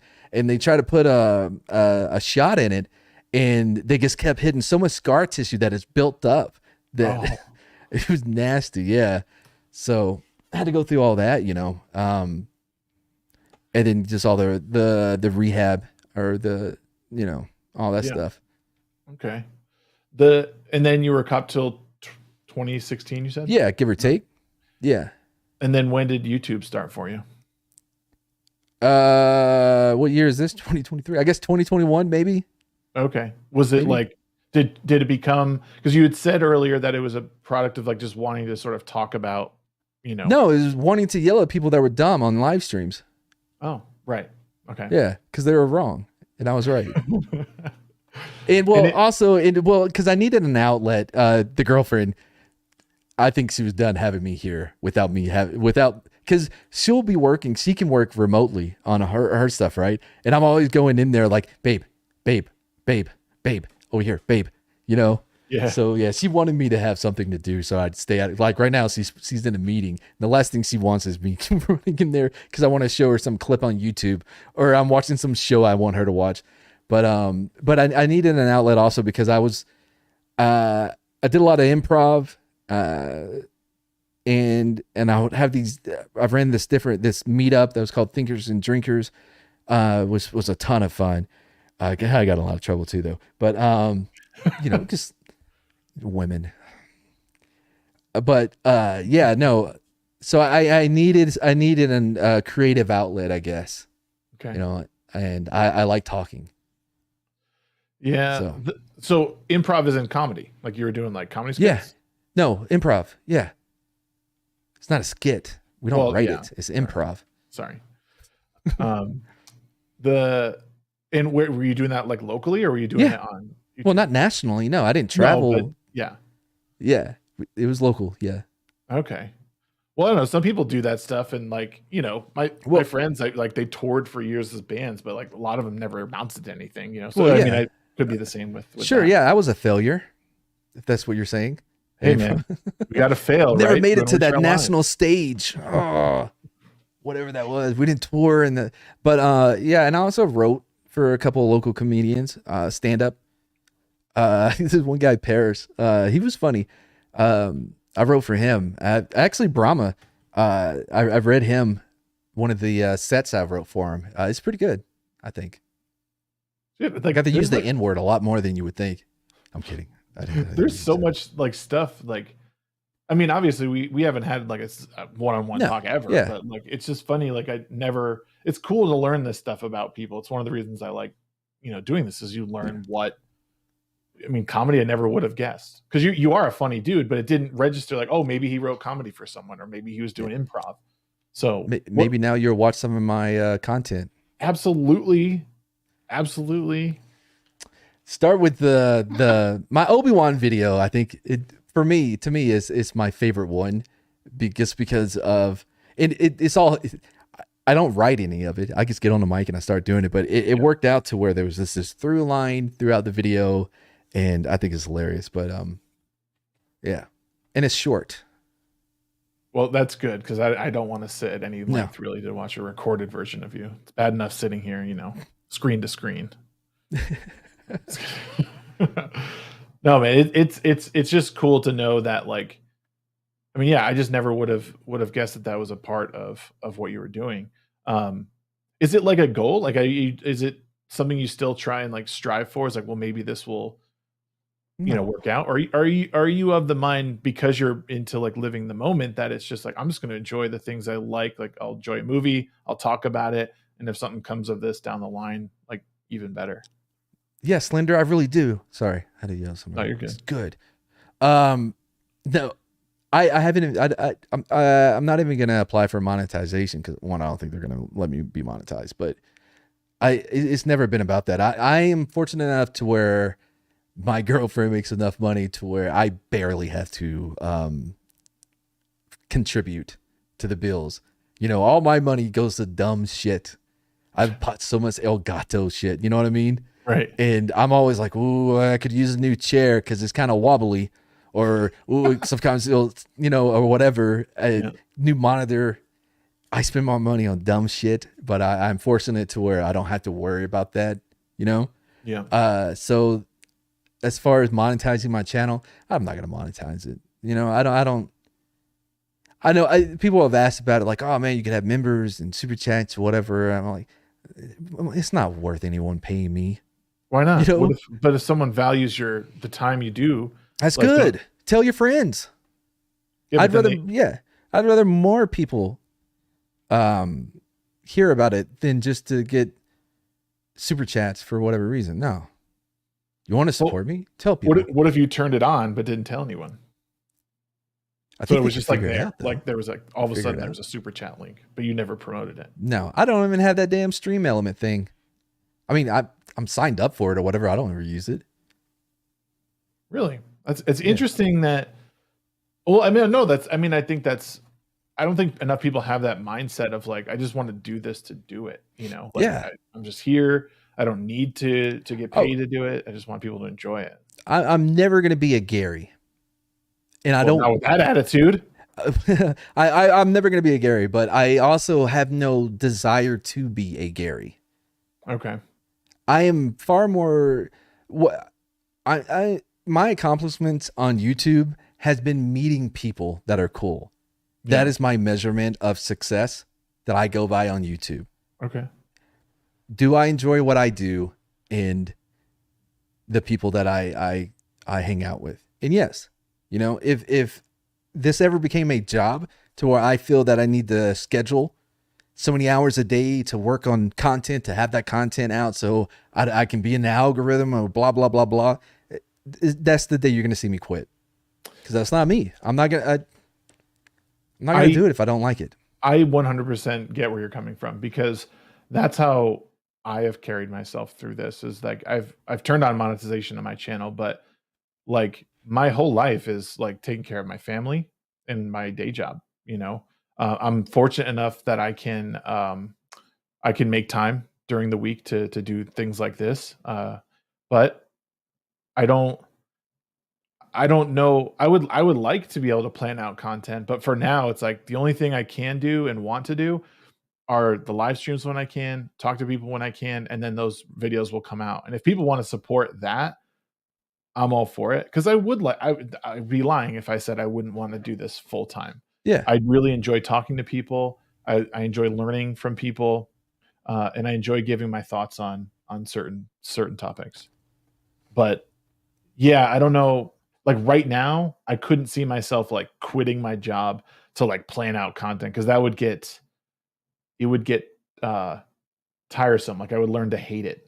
Like I have to go see this. If I don't cover this, then I'm not part of the algorithm, and then no one's going to see me. Like that would it would put me in a really bad place. So that's why I try and connect with people who I'm genuinely interested in, and I try and cover the things that I really like feel passionate about. Yeah, I get that. So I do like, and that's where like I see where you're coming from. Where like for me, like, oh, I don't know, maybe it's bad form of me to turn on monetization and push it out there. No, I no, don't no. know. I'm not saying get the bag, baby. That's what I'm telling you, hon. Go get that bag. I'm not. I would never tell somebody not to. This is me. Yeah. Because it is not a necessity for me at all. Right. And I don't need that extra like, oh, people are paying for this. I better get this new Movies with Mad out, and then having a fight with YouTube. And then I'm trying to figure out a way because Rumble seems to be very live stream based. Right now it is. Yep. Yeah. So because I have these different episodes of Movies with Mad is a show that I do where we watch a bad movie and then I edit it and have all the funniest things and cut out as much Yeti as I can. And then I upload it. It's really good. But trying to get through YouTube is ridiculous. But which is why I'm excited to use Rumble. And I think I figured out a way to kind of make it look like it because they don't have the option to do a premiere like you do on YouTube. Right? Right. Yeah. But I think I figured out a way through StreamYard to maybe. Actually, no. I can. So what you can do. Oh, Brahma said he has me. So what you do is you make your video and then go live and play the video through your live. That's the only way. That's what I just said. Oh, did you? I'm sorry. Yeah, I said through StreamYard because they allow you to play a pre-recorded video. Oh, I didn't hear that part. Sorry. Yeah. I thought okay. Yes, you can do that. Is that a fish? Are you wearing a fish shirt? The band? Me? Yeah. No, it's from. It says we are. We're all we'll all be cognitive dissidents is what it says. I don't care for the grammar. My friend, whose shirt is that? My friend made it. It's from No System. There's actually a link in the channel description if you want to buy it. You can use my code, save 15%. Sorry for the joke about it. The grammar. It's okay. No, my friend makes these. He lives in Texas as well. Oh, great. But he worked for Rooster Teeth back in the day. He's gonna see this and come beat me up now. No, he's a good dude. He's a good dude. He would, but no, he actually has a podcast for his. So No System is the nosysnos.com is the website. No System is the name of his company, and it's just a bunch of like kind of like cultural political things that he'll slap on. He designs them all and makes them. He's a really good guy. Trying to do his part in the culture war, as it were. So, but yeah, I try and wear a different one each stream because there's he does good work, and I think it's just a subtle, fun way to help influence people. Yeah, for sure. But what was I going to say? Tell me about a little bit more about what is your show that you do on yours? Like what are the videos mostly about? Is it the Movies with Mad? Is that that's what I'm focusing. Yeah. The other videos, I proved within under 4 minutes. It took me under 4 minutes to prove how Mandalorian is the best Star Wars since Empire. And I did that after episode 2. I did watch that one actually. Yeah. I believe. Yes. So I have watched your content, by the way. All right. Yeah. But because at the end I'm like, and if he doesn't get his Mandalorian helmet, he didn't get his Mandalorian helmet, but he got a robot. I was pretty close. Yep. But then he lost the robot. Yeah, Movies with Mad. I have Slender, Lil Chad, Brahma, Yeti, and the girlfriend. And yeah, we watched a lot of bad. And I have so many in the vault. I'm working on one now. I think we did maybe a year ago about it was Alien Private Eye, I think is what it was called, or something like that. And it is bananas. I'm editing it now, and I forgot all about it and all the jokes were made, but it's crazy. But Yeah, so we watch bad movies and we sit there and we make jokes about it, and then I'll cut it up, put clips in there when needed. Mhm. I'm not as clip heavy as other people because it bothers me whenever people have to use clips to let you know that it's a joke and that this is where you're supposed to laugh. Yeah. I don't think that's all. I think people can be a little too heavy on clips, but I put them in when I think they're needed. Yeah, What that's about it. And why? So does YouTube get you for like the movie clips that are in there? Yeah, or a song I may use. There's a lot more singing on movies with Mad than you would think. It is mostly because the girlfriend and I will start singing a song, and then I'll put the track underneath it, or or whatever. Or I'll get Brahma to rap with me sometimes. That happened. Yeah. But yeah, it's just copyright bullshit. We did Barry Gordy's The Last Dragon. Uh-huh. And we even had Punk Waddle on for that. We don't bring on guests very often. Every once in a while we'll bring somebody on. Yeah. But that one, man, it's blocked worldwide. So there's really no way I can even get it onto YouTube. Wow. Yeah. Yeah, we've had a couple, like with our show on Wednesday, we every now and then we'll like watch a trailer or something like that. And the last one we did was for Super Mario, and it was yours. It was your clip, and I think I had fast forwarded through the sound. There was like maybe 2 seconds worth of that song, like at the end, and then I was like, oh, I gotta stop this and click. They still got me for a copyright claim, and I even I tried to dispute it. I was like, this is like easily fair use. Like it's someone else's voice in there, and like it's like a few notes of a song. But I guess Even when you click on the copyright claim or whatever, it'll say the do's and the don'ts. One of the do is replace the voice on a video with another voice. Even with that though, it gets claimed. Even though it's a do under their list, it gets claimed. But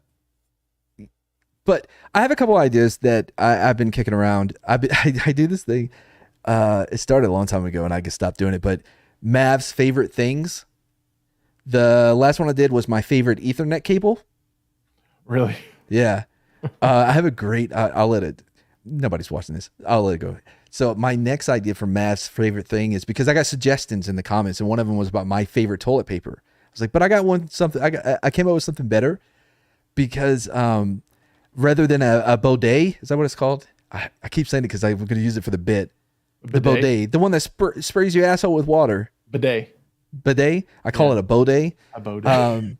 But instead of a bidet, I have a little cheap water pistol that I'm going to be like, this is how I, and explain it. And just the whole thing. I have a whole bit planned out for that.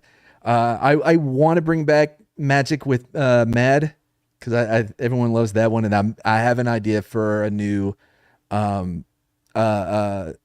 Kingdom because everybody loved the Rhinosaur video, except for what's his name? The Giant Slayer. I don't remember his name. George. George showed it to his niece and nephew, and I'm there talking about the rhinosaur's dick the whole time. Oh, I remember that. Yeah. So other than them, though, everybody seemed to enjoy it. So I may do some of those. That's so those are like comedy bits, right? Those are like you're writing for like comedic value. I mean, I don't write them. What are you talking about? I can spit this shit out, bro. So you just spit it. Okay. Spit it out, man. You're right. You told me you don't script anything. It just flows. Sometimes I do. It just depends. Like when when we did Goodfellas and on Toxic Tuesday, I came in as what was it? Maddie McConey. I forgot the name I used, but I had like this smoker jacket on and all this other shit. I was like, when I was a young boy, and did this whole fucking thing. Yeah. About how my father, he wanted me to be a good fella, and all this other bullshit. Yeah. Yeah. I had the idea in the shower getting ready for it, and I just jumped out and started writing it on my phone so I wouldn't forget anything I was coming up with. Dude, I've been writing this story for about a week and a half now, and there's been a couple days where I sit down and I'm like, I don't know what to write. I have nothing to contribute to the page right now. Mm-hmm. And then I might get a couple sentences out. But today I was driving up the canyon like to a job, and like all of a sudden, like by some divine inspiration, I think I saw something on the side of the road and I'm like, I should write this. And I like came up with this whole flowing Yeah. narrative to like continue the story. And I'm like, well, I have nowhere to write it. Like I'm driving down the road. I'm like, and I was able to finally write it down, but I was like fixating on the details so much to not like forget. Cause meanwhile, my phone is blowing up with people asking me questions. And then we finally get to, I get to the job and I like take out my phone, I'm writing a bunch of notes down. But it always comes to me in the weirdest places. Rarely when I'm sitting at my desk. It's just like usually when I'm out walking around. I'm a lot like you. I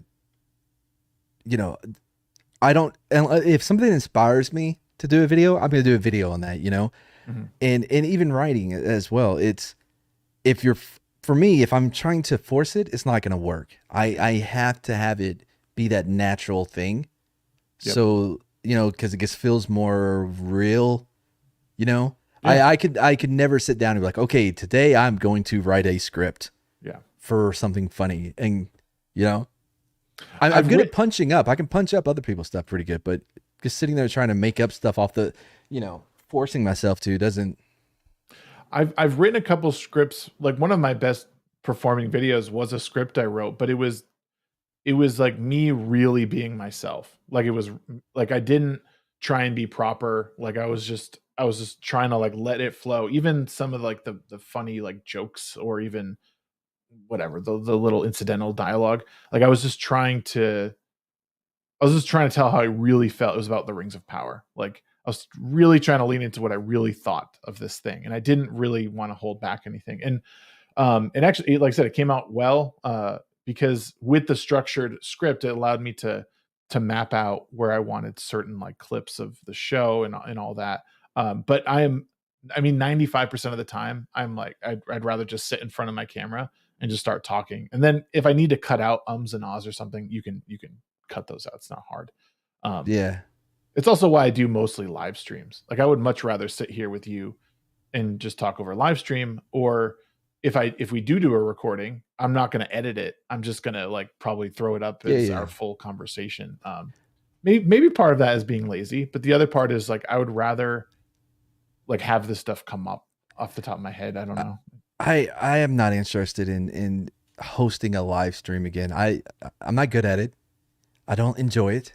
I feel much better, and I think I do much better as being a part of a live stream, being on a panel rather, because I know when to get in, when to get out, in the conversation or whatever. Yeah. And I pride myself on being somebody that's easy to go along with in a stream. I try not to talk too much, you know what I mean? But I definitely don't interrupt people. Yeah. I'm very conscious about that. But I have no interest in doing a live stream again as the host. It's just I'm with. I think for live streams, you have a couple different people, right? You have a self-starter, someone who can start the conversation and keep it going, right? Mm-hmm. And then you have people who are kind of like in that support role. That they're not needing to be in the conversation all the time, but they can definitely throw something out there and expand upon what is being put out there by the starters, right? Yeah. I think you need a good mix of that, because the worst thing is when you get on a panel with people and everyone isn't listening to what's being said. They're all waiting for their chance to talk. Yeah. And you can feel it. Yeah. You can feel everyone on the edge of their seat just waiting on you to shut the fuck up so they can say their dumb joke or whatever it is, No, I agree. And I think you're one of the things I noticed was that you're really good at saying your point and stopping and letting me say my side of it or whatever, or let me comment. And again, it's definitely, it's something that's learned, or maybe it does come naturally to you, but most people need to learn how to like talk, listen, and then, you're listening to respond, not listening to just talk, You know what helps with that is improv. Okay. Explain. I guess tie it all together for me. Improv. It's all about listening to your partner in a scene. Okay. All right. And then reacting, but you're not just listening to them, right? At the same time, you're developing your own thing as you're listening to be able to do two things. And even as you're speaking and as you're reacting in your head, it's almost separated off, right? That you have another one that is building the story or building the scene as you're actually doing it. So it's being 2 or 3 steps ahead in the conversation while still being actively in the conversation. Okay. That makes sense. I You don't know know why I didn't think. I mean, obviously that's obvious now that you say it. Yeah. But. So it really helps with communication to go through improv school, right? To have that experience because you're a better communicator, and you know it builds a lot of skills that people need for a live stream. I think just being able to talk to people and build on something. I think some people are very natural at it, and I think some are not. Yeah, no, I agree. And I that's one of the things I try and do with my live streams is recognize the things I got to work on, and try and just get a little bit better at it. I'm certainly not perfect. I know there's things I have to improve on, but being again, being critical of yourself and where you're at in your skill set, and knowing when to extend and when to not, and then when to sort of reel it in and let the next person talk. And when you're, and also for me, if I'm running a show like the midweek hump, like every Wednesday, I have to let other people speak, because like, yes, I'm running the show, but there's a panel of 5 or 6 people, so we need to get everyone in and then know when to sort of like wedge back in, or when to grab a hold of everything and say, okay, stop, we're going to move on to the next thing. Well, because the issue that I'll see with people is they get so focused on what they have lined up to talk about that they will stop a natural conversation that is happening that is far more entertaining than you forcing us to now talk about this topic. Right. I've always been in the belief that if the conversation is flowing, let it flow until you have a more natural lull in the conversation, then you can move on, right? Right. Yes. Because it's far better to have a great conversation than it is to have a forced conversation. Yeah. Yeah, especially when you get into those moments where like you just like, it's almost like walking through mud. Like you're just because there's some topics where I'm just not interested. So I'm not going to give you my all. I'm going to speak. I'm going to, cause I'm on the panel, I will interact, but did my shit just freeze? It did. Man, I told you. See, I bumped it. I was setting it up for, I'm just going to turn it off. I was setting it up when we had Ryan on the dump or whatever, and it was all jacked up that night, but I'm getting the new Elgato camera, but it's not in stock right now. It's a whole thing. Oh, bummer. Anyway. Well, I do want to pause there. I want to pause, and we're going to cut over to just locals. I am live on locals too, but we're going to do our members only section of the stream. But for those who are going to be, checking in later on the VOD, I want to thank you guys for watching.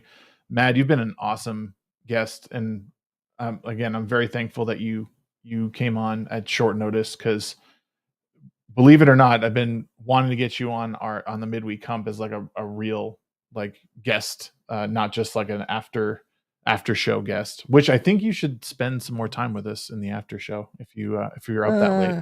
What? I don't know, man. You've had me on this B team for a minute now. Listen, I got nothing. The man's right to an extent, but no, he's not. No, man, for real. Like, I thank you. Do you have anything coming up or anything that you want to push for those who are going to be leaving us here on YouTube? No. I don't know when the next video is going to come out. I'm working on one that hopefully will get through YouTube. If not, you have to wait till I figure out what to do with Rumble. Nice. That's it. And I don't have anything. You have a Rumble channel though? Yeah. Okay. And I don't have that. I don't have his Rumble channel in the description. I'm sorry. I have YouTube. Well, Brahma can do it. He's there. Brahma knows where it's at. Yeah, Brahma, throw the throw his link in to chat. He helped me set it up and stuff. So Brahma's a good dude. He's a you good dude. guys, I mean, meeting all of you was like a total treat. When I went to Orlando and met Culture, Scotty, and Nick, and like everyone, it was really a turning point for me in the YouTube space, because I was like barely at 500 subs, I think, and just meeting everyone and like putting a real face to everyone, because I'd been on yelling at parked cars once, I think, at that point. It was just, I don't know, it's never real until you start meeting people like in real life, I think. And then, but I mean, to me, that real interaction was like a huge jumping off point, because I think we made a deeper connection faster. Like sitting around that table. I get that, really yeah. good. But I mean, I've spent so much time on here with Brahma, Chad, Slender, Yeti. Yep. I don't look at them as internet friends, as YouTube friends. I even though we haven't met, I do look at them as real friends, because of how much time. You're talking hours, bro. When we do movies with Mad, we usually sit there and bullshit for an hour, maybe 2 hours before we even start recording. Oh, really? Yeah. So yeah, you spend that much time, man. It's real. Yeah, no, and that's, I don't mean to come off as like, oh, you're not real unless we meet in yeah, real no, life. I get what you're saying though. I'm not disagreeing with you. I think, yeah, meeting in person, it will have a faster connection than over here. Sometimes I'll meet someone, I'm like, dude, yeah, we click it off. It's all about chemistry when it comes to this stuff, Well, and what I think I like most about all of the like the Dix division and just this space is we can like take the piss out of each other, because I did that my whole life. You just like rag on your friends and like just you have a good time, but everyone can push back and you don't get all butthurt at the first like joke at your expense.